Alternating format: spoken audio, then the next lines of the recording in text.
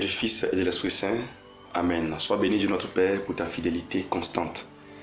Merci pour la manifestation de ton amour à notre endroit, nous les humains, remplis de péchés, orgueilleux.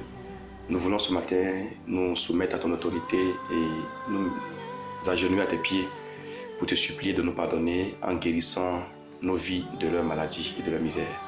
Sois présent ce matin et éclaire-nous, instruis-nous Seigneur et console-nous, nous qui sommes blessés, qui sommes déçus de la vie. Que ta main se pose sur nous et nous donner de voir clair. Dans le nom du Père, du Fils et de l'Esprit Saint. Amen. Soyez bénis, chers amis, followers du Berger Camille Élysée, de la page Berger Camille Élysée SCE. Faites-la connaître, mes amis, faites connaître la page. Invitez vos amis à liker la page Berger Camille Élysée SCE. C'est une tribune, c'est une maison, c'est un univers, c'est une plateforme où la vie est célébrée, où la foi se célèbre de manière authentique et puissante. Alors, nous sommes au cœur de notre émission de tous les lundis midi, dénommée Le Berger vous parle. D'entrée, je voudrais vous dire merci à vous tous qui avez liké la dernière publication, vous tous qui avez partagé la dernière publication, vous tous qui avez aimé et qui avez essayé d'orienter votre vie, votre journée, votre semaine en fonction de ce qui a été enseigné la semaine dernière. Soyez bénis et continuez de le faire. Alors nous sommes dans cette même lancée-là aujourd'hui chez vous parce que vous avez ouvert la porte en vous connectant à cette page-là, à cette émission des lundis. Que la grâce du Seigneur qui repose sur nous et qui repose sur notre ministère vous affecte en ce jour et toute cette semaine. Nous allons essayer de parler ce matin de la foi dans la miséricorde.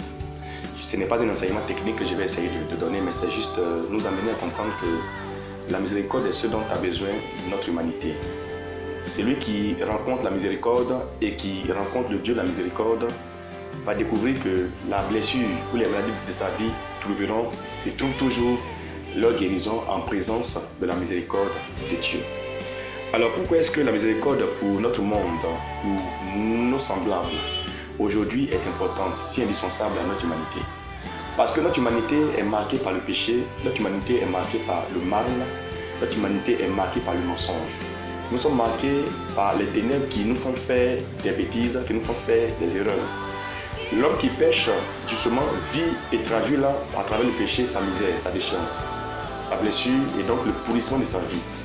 Le péché est l'arme la plus redoutable que Satan a pour assujettir l'humanité pour qui Jésus est mort. Vous allez voir que l'humanité va nous accuser.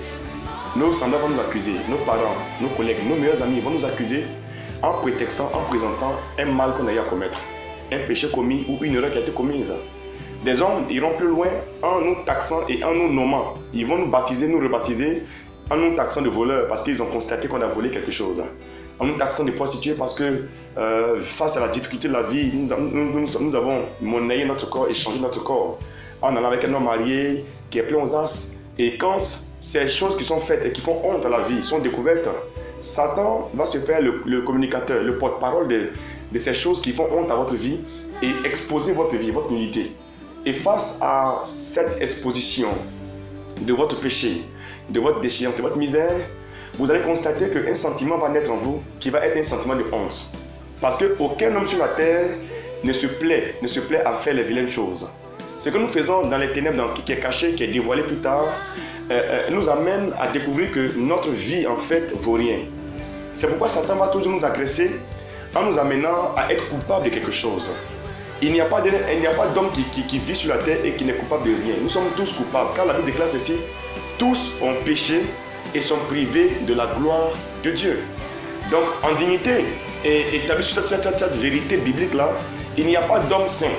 Il n'y a pas d'homme parfait sur la terre. La seule entité capable de te sanctifier, capable de te déclarer parfait, de te déclarer saint, c'est celui qui n'a jamais péché, qui n'a jamais connu le péché. Vous allez connaître et comprendre que celui qui était sans péché, sans tache, est venu porter nos souillures, nos saletés sur lui. Jésus est venu donner sa sainteté. Il s'est livré en spectacle. Il s'est livré comme étant l'agneau qu'il fallait abattre, qu'il fallait tuer pour que la multitude qui était agonisant dans le péché soit sauvée, rachetée au moyen du sang du parfait, du sang de l'agneau. Pour toi qui m'entends ce matin, ma soeur, pour toi qui m'entends ce matin, mon frère, laisse-moi te dire que certainement qu'il y a des choses qui parlent contre toi, des choses qui parlent contre ta destinée, qui parlent contre ta vie, qui parlent contre tes vertus, qui parlent contre les valeurs, qui parlent contre tes diplômes, qui parlent contre tes finances, qui parlent contre tes projets, qui parlent contre ton avenir. Il y a des choses que tu as eu à faire, qui t'ont condamné et qui t'incriminent aujourd'hui. Des choses desquelles tu as honte et tu n'oses même pas en parler. Tu as eu à poser des actions qui t'ont rabaissé, qui t'ont humilié. Et tes parents, dans certains conflits, ont eu à te sortir ces choses-là. Tes collègues qui ont un élément contre toi. Aujourd'hui, tu fais du chantage. Sur le plan politique, le plan affectif, ton époux te fait du chantage. Ou ton épouse te fait du chantage parce qu'elle a vu dans ton portable un message qui t'incrimine. Tu vois, tes collègues te mettent des pots de banane et ayant commis et ayant glissé parce que de leur fait, aujourd'hui, on se moque de toi, on dit voilà, il est tombé, il se croyait le plus puissant, elle pensait qu'elle était saine, qu'elle était belle, et voici. Et face à toutes ces voix qui s'élèvent autour de toi, ta vie sent comme du bruit. Ta vie est embrouillée et tu ne sais même plus où mettre le pied.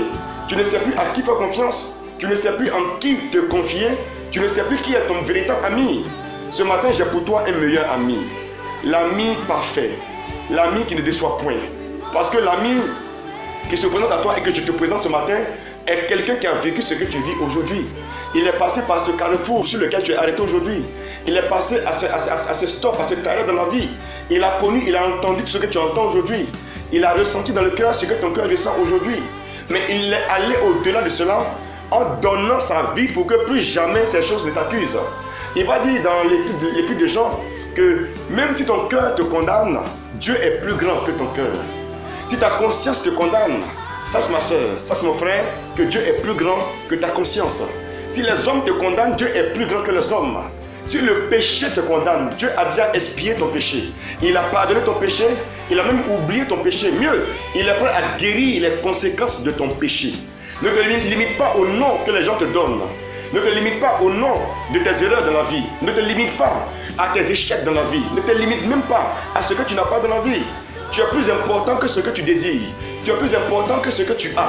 La miséricorde de Dieu aujourd'hui frappe à la porte de ton cœur. Pour que tu saches que cette semaine dans laquelle Dieu t'a introduit est une semaine de grâce et de gloire pour ta vie. Mais pour bien vivre de cette semaine-là, pour bien en profiter, il faut d'abord croire que Dieu t'aime malgré tout. Que Dieu t'aime malgré tout et il est prêt à t'aimer malgré tout ce que tu aurais à faire, à ressentir ou à dire. Il y a une femme comme toi, un homme comme toi qui a vécu ce que tu vis. Nous voyons et nous connaissons tous l'histoire de la Bible en Jean le chapitre 8 à partir du verset 1er. Cette histoire de la femme adultère qui avait été prise en flagrant délit d'adultère.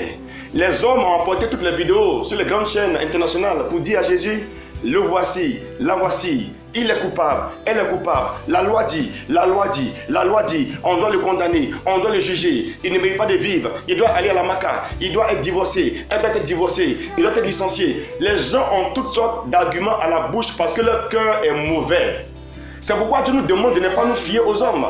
Et la miséricorde de Dieu, c'est qu'il laissera les hommes te parler, te faire des choses, t'accuser et te pousser à la chute, te pousser vers la falaise pour te précipiter. Les hommes veulent mettre fin à ta vie, veulent mettre un terme à ton histoire. Mais Dieu, par sa miséricorde, désire que tu vives. Il désire que tu évolues. Il désire que tu croisses. Il désire que tu avances en fait. Il désire que tu te réalises dans la vie. Mais comment peux-tu te réaliser si tu ne crois pas que Dieu le veut pour toi? Tu ne crois pas que Dieu t'a déjà pardonné et que Dieu a enlevé, ôté de ta vie l'élément venimeux de ta vie, qui est le poison de ton péché. Oui, ton péché te condamne parce que tu l'as commis.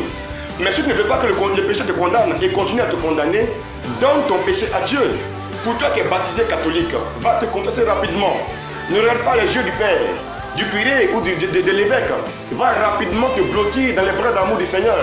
Car Dieu t'attend depuis le jour de la commission du péché. L'amour de Dieu t'attend depuis le jour où tu es tombé. La main de Dieu t'a été tendue depuis le jour où tu es tombé. Les gens t'ont accusé, mais leur accusation ne t'a pas encore tué. Ça ne t'a pas encore détruit. Dieu t'attend pour te relever, il t'attend pour te sauver, il t'attend pour te guérir, ma soeur. Ton péché n'est pas grand, il n'est pas aussi grand que l'amour de Dieu pour toi. Ta maladie causée par ton péché, parce que tu t'es prostitué, et aujourd'hui on dit que tu es malade du VIH-Sida. Laisse-moi te dire que la miséricorde de Dieu peut te guérir du VIH-Sida. Même si tu n'es pas guéri de manière physique de ce mal-là, l'amour de Dieu peut t'amener à vivre pendant 40 ans, 50 ans, malgré la présence de maladie dans ton corps. L'amour de Dieu, mes amis, est inconditionnel. Et on ne peut pas le comprendre. C'est un amour qui fait que Dieu se donne à ta vie. Dieu est prêt même à prendre ta place. Il est prêt à se substituer à ta vie et à vivre ta vie. Dieu désire par sa miséricorde assumer ta vie. Donner à ta vie de marcher. Marcher en étant sous toi. Dieu te portera pour que ton cœur sache que malgré les déceptions qu'il a connues, il y a encore un espoir de vie. Il y a encore un idéal de vie. Il faut oser vivre, ma soeur. Mon frère, ose la vie nouvelle.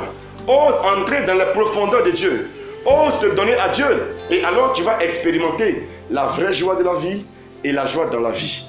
Dieu désire pour toi, ma soeur et mon frère, que le bonheur, l'excellent, te soit donné comme héritage, comme richesse, comme trésor. Cette semaine est ta semaine. Cette semaine est ta semaine. Il faut le croire. Cette semaine est ta semaine. Dieu te la donne. Il te la donne gratuitement. Les meilleures choses pour cette semaine sont pour toi. Lève-toi, aie la tête droite, le regard fixé. Sois digne, sois fier d'être aimé de Dieu parce que tu as été pardonné par Dieu. Oui, laisse ta conscience parler seule, mais laisse ton cœur aimer Dieu. Laisse ton cœur être aimé par la présence de Dieu. Et cette semaine, tu verras que tu finiras cette semaine avec beaucoup de témoignages. Parce que Dieu t'a aimé le premier, il va continuer à t'aimer toujours. Il va guérir ta vie, il va restaurer ta vie. Et alors, ta vie va dégager un parfum qui va embaumer ton univers de vie. Tu vas dormir comme si tu étais dans le paradis. Tu vas manger à ta faim, le peu que tu as. Et ta vie alors va grossir. Les gens mangent, ils sont rassasiés, ils pensent qu'ils ont grossi. Or, toi, tu manges le peu sans ressentir que tu es rassasié, mais ta vie se porte bien. Ma soeur, mon frère, Dieu te bénisse ce matin. Dieu te bénisse cette semaine-là. Si tu as aimé, que Dieu t'a parlé ce matin, quoi à faire? Quoi à faire comme attitude? Le mot de passe, c'est quoi? Liker, partager. Ensuite, inviter tes amis à aimer la page de Berger Camille SE, à écouter ces messages pour être édifié. Garde le sourire, car ton Dieu n'est pas méchant. Shalom.